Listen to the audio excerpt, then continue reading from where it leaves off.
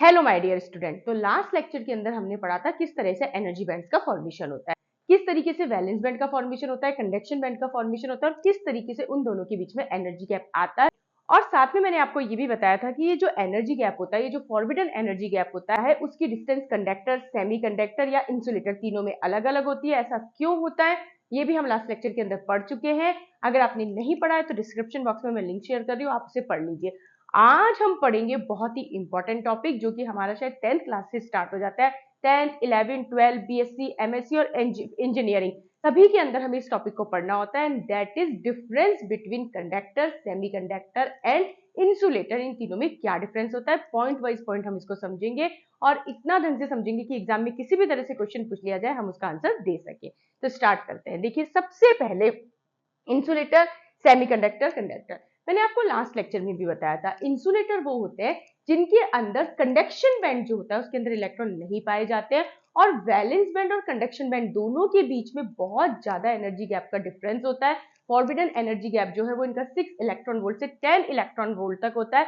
इस वजह से इलेक्ट्रॉन जो होते हैं वो जंप करके वैलेंस बैंड से कंडक्शन बैंड में नहीं जा सकते। इसका मतलब जो इंसुलेटर होते हैं वो किसी भी तरह से करंट का फ्लो नहीं करते हैं क्योंकि उनके कंडक्शन बैंड में इलेक्ट्रॉन नहीं पाए जाते हैं। जबकि मैं बात करूं सेमीकंडक्टर की, सेमीकंडक्टर के अंदर वैलेंस बैंड और कंडक्शन बैंड के अंदर जो डिफरेंस होता है वो लगभग 1 इलेक्ट्रॉन वोल्ट या 1.52 इलेक्ट्रॉन वोल्ट तक ही होता है।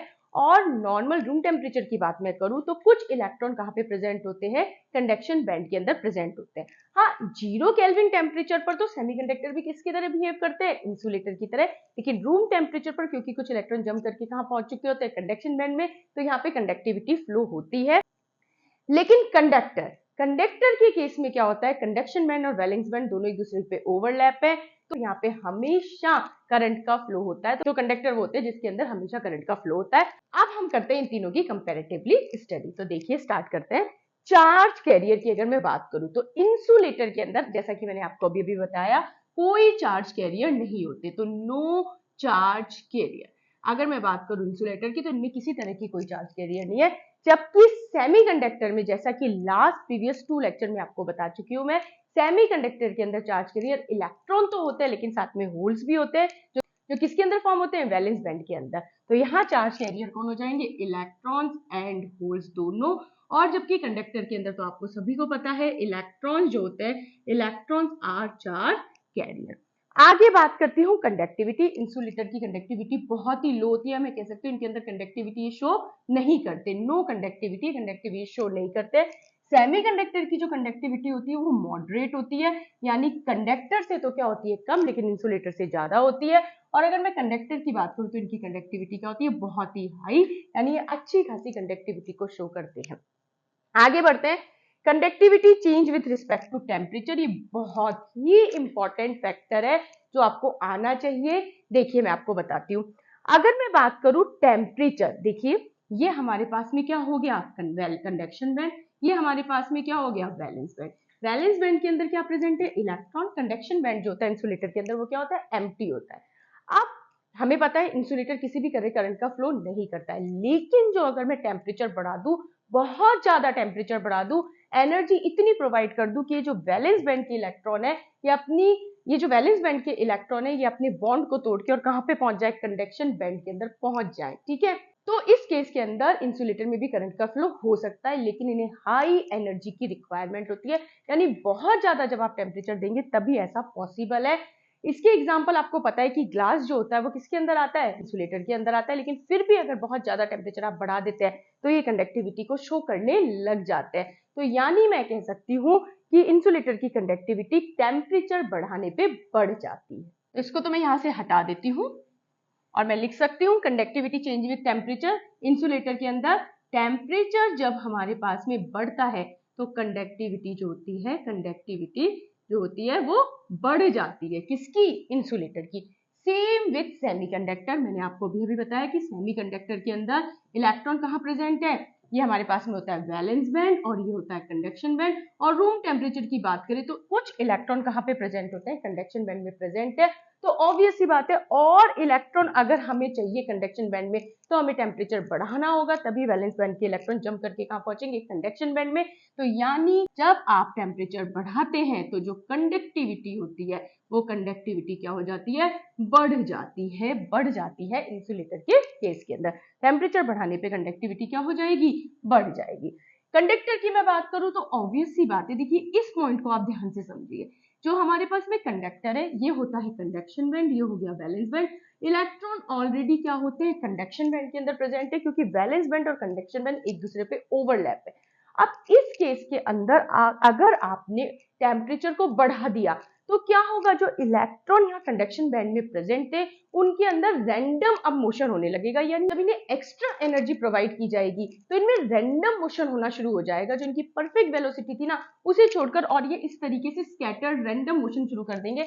यानी कि कंडक्टर की कंडक्टिविटी टेम्परेचर बढ़ाने पे कम हो जाती है। इस बात को आपको याद रखना है। कई बार आपका परसेप्शन गलत बना हुआ होता है, आपको गलत ध्यान रहता है कि कंडक्टर की कंडक्टिविटी टेम्परेचर के साथ बढ़ रही होगी। बिल्कुल ऐसा नहीं होता है।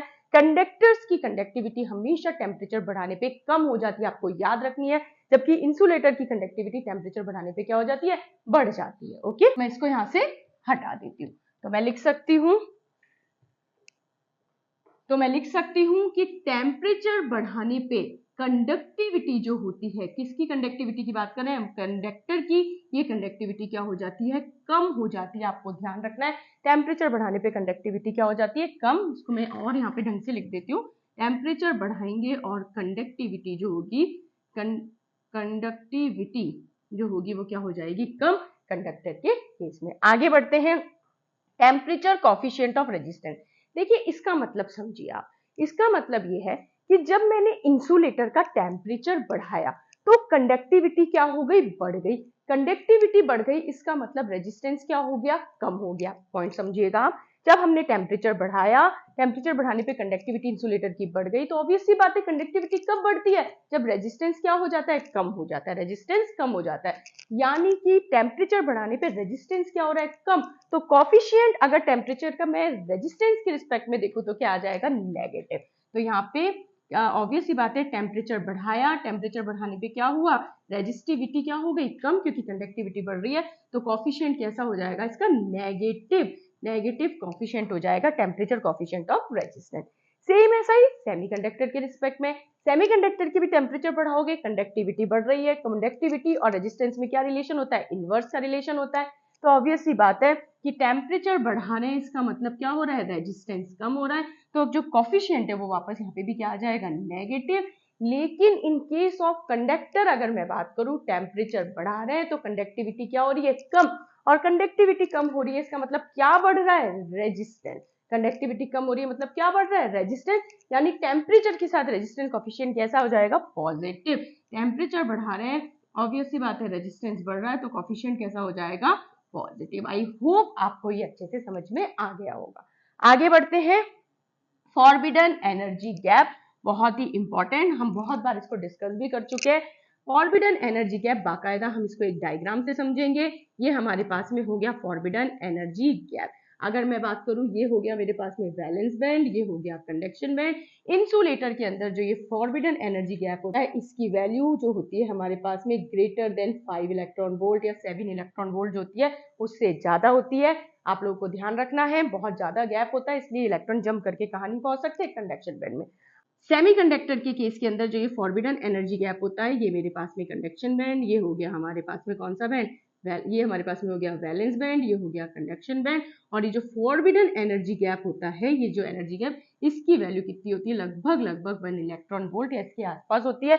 यानी ये कम होता है तो इलेक्ट्रॉन जो होते हैं वो जंप करके कुछ इलेक्ट्रॉन ऑलरेडी कहाँ प्रेजेंट होते हैं, कंडक्शन बैंड के अंदर, और आराम से टेम्परेचर बढ़ाने पे जंप करके पहुंच जाते हैं कंडक्शन बैंड में। अगर मैं बात करूं किसकी, कंडक्टर के अंदर जो हमारा दोनों बैंड है, ये वैलेंस बैंड हो गया और ये कंडक्शन बैंड हो गया, दोनों एक दूसरे पे ओवरलैप होते हैं। इलेक्ट्रॉन ऑलरेडी कहाँ प्रेजेंट होते हैं, कंडक्शन बैंड के अंदर प्रेजेंट होते हैं। तो ये हो गया इनका कंपैरेटिव स्टडी, जो इनके वैलेंस बैंड और कंडक्शन बैंड है उनके बीच में जो फॉरबिडन गैप है उसके बारे में। अब अगर हम बात करें एग्जाम्पल की, तो ऑब्वियसली एग्जाम्पल इंसुलेटर का आप लोग मुझे बता सकते हैं। इंसुलेटर का एग्जाम्पल हो गया आपके पास में ग्लास, ग्लास हो गया। इसके बाद आपके पास में would, would is the example of insulator. मैं आगे बात करूं सेमीकंडक्टर, यस हम प्रीवियस लेक्चर में भी पढ़ चुके हैं। एग्जाम्पल हो गया सिलिका, उसके बाद germanium. Silica germanium is the example of किसके, सेमीकंडक्टर। और कंडक्टर का एग्जाम्पल मुझे शायद बताने की जरूरत नहीं है। कंडक्टर के लिए एग्जाम्पल हमारे पास में कौन हो जाएगा, यस आप बताइए। कॉपर हमारे पास में हो गया, सिल्वर हमारे पास में हो गया।